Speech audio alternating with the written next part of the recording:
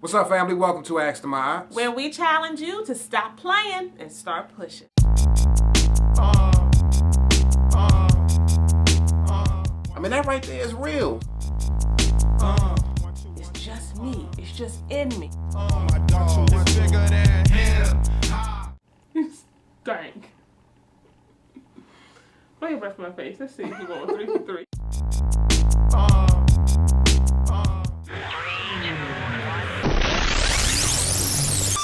This is my exquisite wife, Fiona. And this is my delicious husband, Ayise. All right, y'all. Welcome. We had a question come in. And I'm going to pretty much summarize this, sweetheart. Yeah. And this actually came in 2 parts. So this young sister sent in a message saying what her issue is, and then she actually made a decision and did some things. And then she sent another question in saying, did I do the right thing?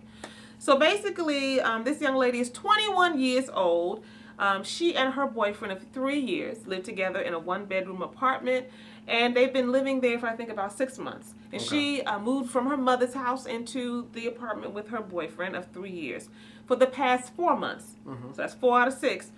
His mother has been living with them. His mother has diabetes. Mom was living with his sister, and mom was kicked out of his sister's house by the sister's children's father. So now she lives with them, sleeps in the living room on an air mattress. But her problem is this. She said, look, I don't want her living with us. She said, I want my space. I want to be there for my man. And I don't want him to feel like I'm not being, sensitive to him and his family. But this is a problem for her. She also says that his sister comes over, drops all the kids off, and goes and hangs out. She comes home when she's getting off work, and the sister's sleeping on the couch. Also, they have a history. The mom was mean to her early on, used to side with her son when they were getting into it back in the day, not knowing the details of their arguments. So she got some issues, some feelings about mom. She also says mom is kind of nasty. Sometimes she go in the bathroom after mom been in the bathroom. Boo boo be on the toilet. She got poop. Poop is on the toilet. I got little children, so I say boo boo. It's on the toilet. Urine is on the toilet and on the floor. All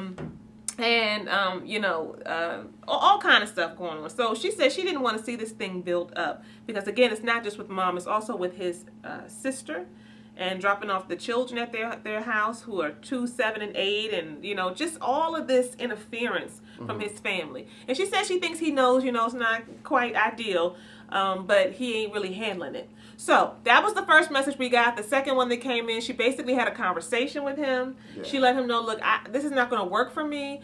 If this is going to be how it's going to be, I'm not going to be able to sign a new lease with you. And I think that we're going to need to separate, not in terms of a relationship, but in terms of living together.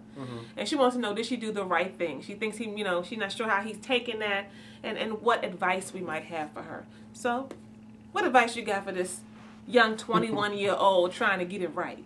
What I'll say to you is that congratulations, and I applaud you on taking that step and really expressing yourself to your boyfriend. A lot of times people keep things quiet in their relationship, and they really don't share what's really on their heart and what's bothering them. So I applaud you for really taking that step and doing that. Big. He really needs to hear that from you, and you did it. So that's a good thing. But I also challenge you, too, to keep it on the table.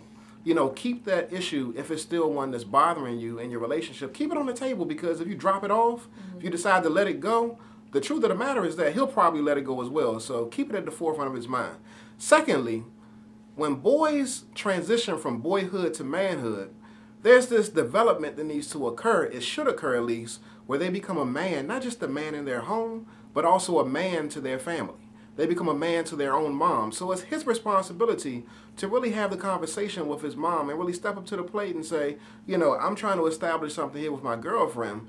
And, I understand that you were kicked out from my sister's home. You've come here for the reason that we allowed you to come here. And it's cool for you to stay here for a certain period of time. But at the end of the day, this is my home, and there's some rules that need to be complied to or abided by in order for this, 3-way relationship to really be a good one. So I would encourage you to tell him to talk to his mom. And if he ain't doing it, then, you got to have some more difficult conversations. Right. Now, when he goes to mama, he can't go and talk to her until he knows what he needs to say. And the only way he'll know what he needs to say is by his conversation with you. And I just want to let you know that as right as you're trying to get it now, you missed a step. my sister, because when you are deciding to, some folks call it shacking up, shack up with somebody, live together. Some folks are very clear, I'm going to live with you first so that I know what I'm getting myself into. But when you decide to partner with someone who you love and live together, you need to set some expectations. And that's a real sit down type of meeting situation. Yeah. You sit down at the table and you set expectations and you explore what boundaries look like to you and to the other person. Yeah. So for you, boundaries might look like mama and them, sister and them, they have to call before they come. They cannot assume that our schedule will always accommodate what they need. They can't just pop in and pop out. If somebody is having hard times, I know his mom has diabetes. I don't know what her background is in terms of not being able to have a place to stay, but she has some health issues, then they need to come to us and perhaps come to the son, because that's, that's her son.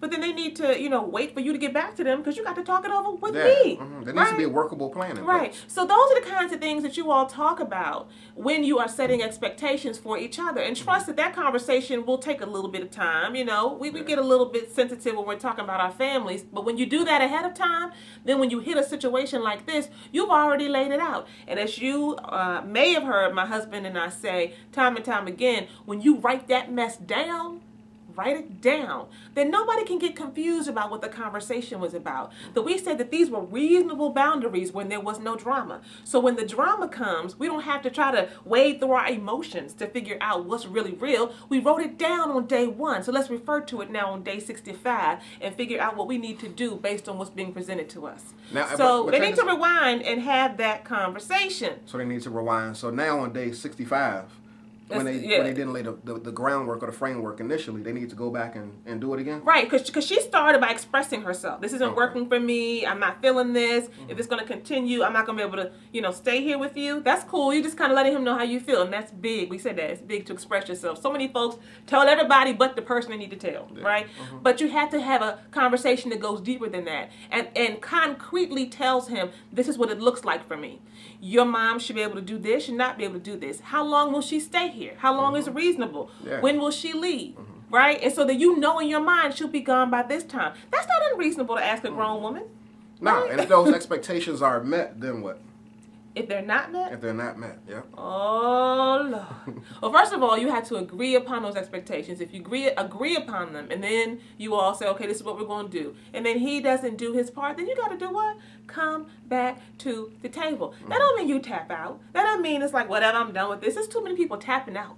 Just over dumb stuff. Just because somebody was human and didn't do what they were supposed to do. It doesn't mean you don't hold them or the people you're involved with accountable, but it does mean that you have to know that this is a work in progress, that you have to work at relationships, and that you can't expect everything to line up just right. You also have to be sensitive to the situation that he's in, because he is a young man and he's becoming a man. And so it's going to be difficult. It's difficult for me to talk to my mama. It's difficult for him sometimes to talk to his mama and say some things, but we know what? We just got to do it anyway. But it's not that it's not difficult. So be sensitive to that. So you will have to come back to the table and say, look, these were the expectations we laid down. It didn't happen. And begin to, if necessary, renegotiate those things. Yeah. Or say, you know what, number 1 and 2 were non-negotiable. So we can look at, 3 through 7, but 1 and 2 were non-negotiable. This is not okay. And always check your tone. Always check your tone when you're talking, because good words can be muddled by tones that just agitate. If I hear a tone, you know what I'm talking about. I just shut it down. I can't even hear what you're saying because you're talking to me wrong. So make sure that you're being mindful of how you're coming at him. And if he's not coming at you right, shut it down. What I mean when I say that is just, we can't have this conversation right now. Let's come back when we're in a better place. Now, everybody has a threshold as well. And, sometimes you'll be pushed to the brink of that. And what we're saying right here is basically go beyond that. And if you've gone beyond that and expectations still aren't met, then like I said earlier, you do have to make some difficult decisions, because it might be necessary for you all to separate for a moment in terms of not necessarily not being in a relationship, but just separate in terms of your living quarters, and then, try to work things out from there. Yeah, because at the end of the day, even though you might have to renegotiate some things, you have to be sensitive. What always speaks louder than words is our actions and what we demonstrate in our behavior. So what you should be looking for is the actions that your boyfriend is showing you. This shows that, I'm hearing you, love. I know where you're coming from, and I am in agreement with you, not just the words.